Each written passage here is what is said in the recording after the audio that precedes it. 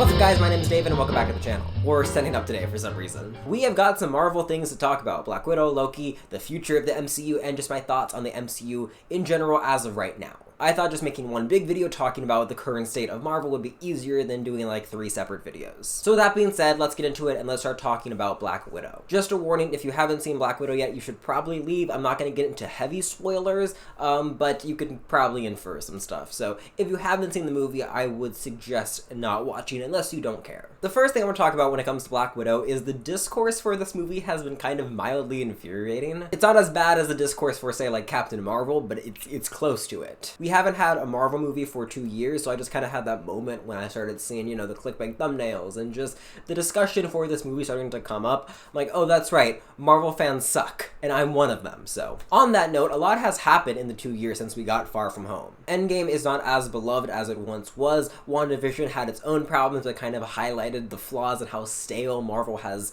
become, and just overall, the glory days of the Infinity Saga are a thing of the past. You could chalk this up to people just hating popular things because they're popular, which is absolutely part of it, but also opinions change. This movie is overall pretty harmless. Now, many of the criticisms being levied at this movie are valid criticisms, but so many of the issues present in this movie are present in practically every single Marvel movie. But the hate this movie is receiving is not matching up. It's a flawed movie for sure, but some of the criticisms I really just don't see where they're coming from, or I see where they're coming from, but I just don't see why this time it's getting you so upset. Anyways, enough talking about what other people think. What did I think about this movie? Like I said, I think this movie is pretty harmless. I thoroughly enjoyed this movie. It was a good enough time, and even my MCU opinions have changed. There's only like 6 MCU movies I would now consider to be close to my heart, and this is not one of them. However, once again, it is a good enough time. With that being said, it's actually one of the darker films in the MCU, and it balances its tones really well. I attribute the darker elements coming from the themes of the movie. So while what's happening on screen is popcorn fun, there's still like a darker underlying tone. It also straight up just has some darker moments. The first 20 minutes are some of the darkest moments in the entire MCU. There's also an epic cover of Smells Like Teen Spirit during the opening credit sequence, which just kind of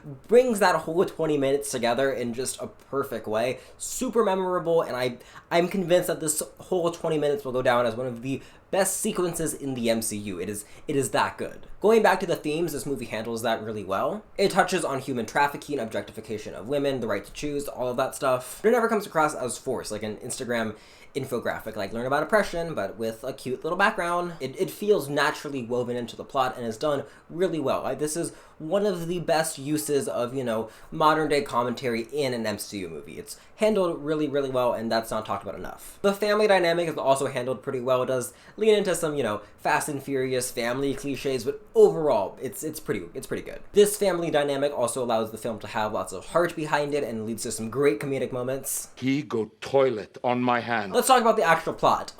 It's a plot, that's for sure.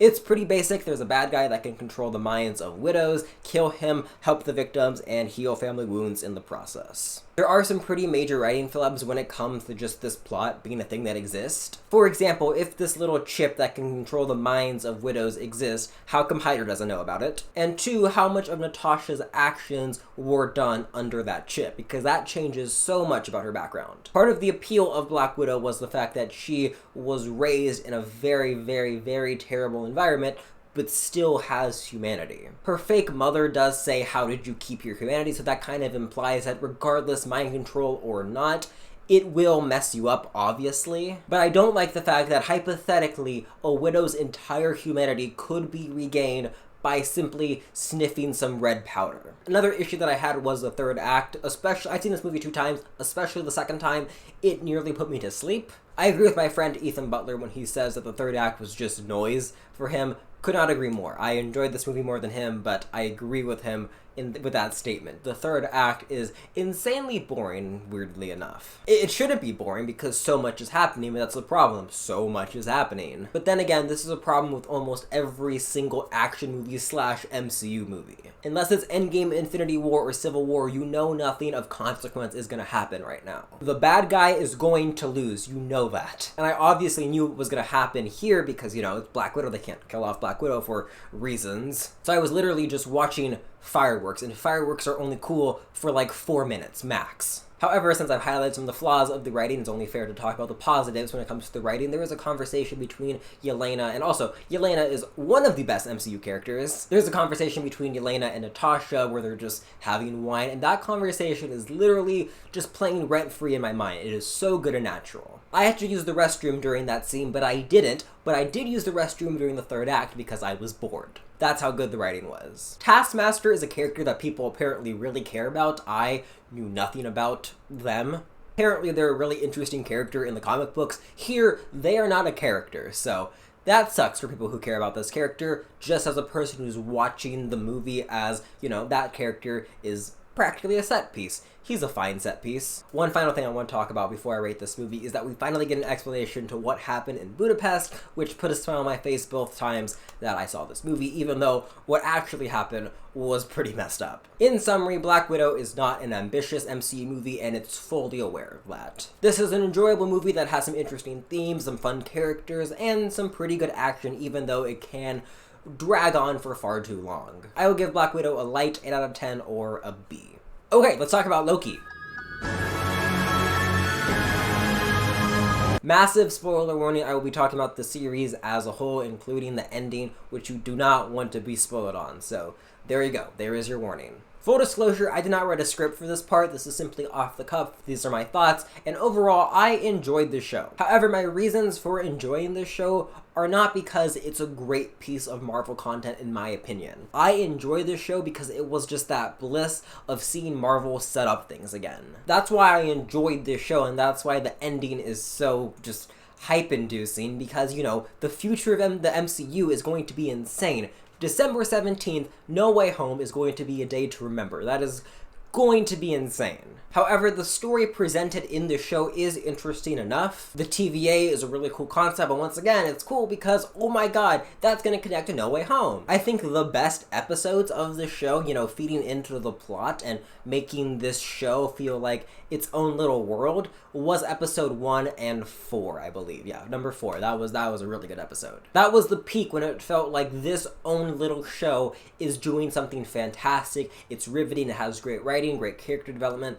That's when the show felt like its own show. The other episodes were kind of boring in my opinion, or just felt like true setup, which is fine. I'm excited for the setup, but just as a piece of Marvel content, I could never call this one of my favorite pieces of Marvel content because it's just setup, which is fine. However, let's get into my thoughts on the series finale. I never had theories when it came to this show, but I had a feeling that they have to set up something because the whole show didn't really feel like its own thing. The whole show was basically exploring the MCU's version of fate, destiny, and God. There was no way that it wasn't gonna set up stuff. So I wasn't convinced it was gonna be King or confident it was gonna be King because I don't do fan theories anymore, but I just knew it was gonna be something pretty big. But lo and behold, it was Kang, and I could not be more happy. And it also did a good job wrapping up the show that it set up and carried on.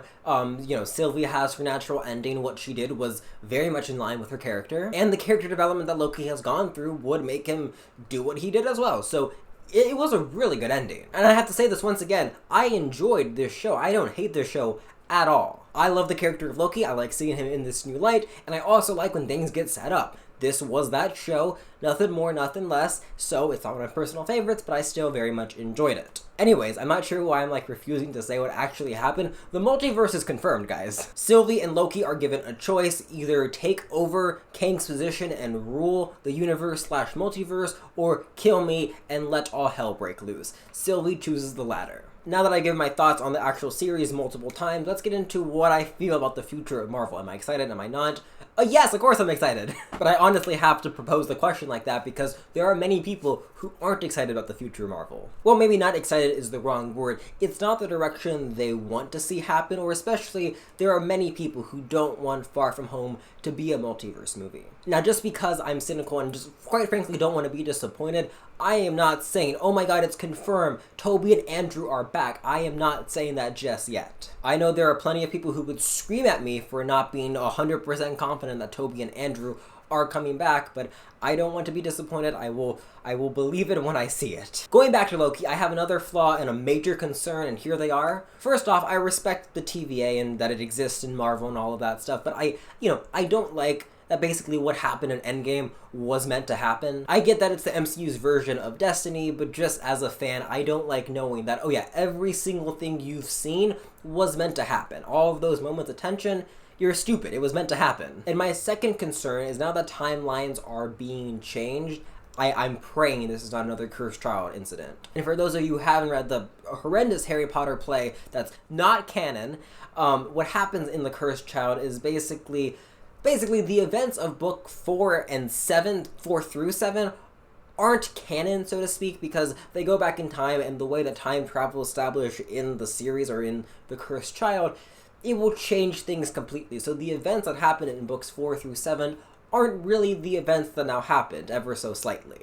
I am praying that the MCU that we know and that we have seen is still the MCU that the characters have seen. Of course, it would still be the same outcome that Thanos lost, but it's not something like, oh, well, in the movie, it's, Iron Man killed him, but in the universe now, because of the multiverse, Captain America actually killed him. Of course, they wouldn't do something that dumb, but hopefully that makes sense. Long story short, I don't want retcons, if that makes it simpler. And I'm already scared because we're already starting to see retcons. We saw the Loki series, but Mobius now didn't. Anywho, that is my big concern moving forward with Marvel. I hope the MCU that we still know is canon. And one final thing that I want to say, and it's not really having to do with Marvel, it's just a statement that I made back in August of last year where I said, this is going to be the decade of DC.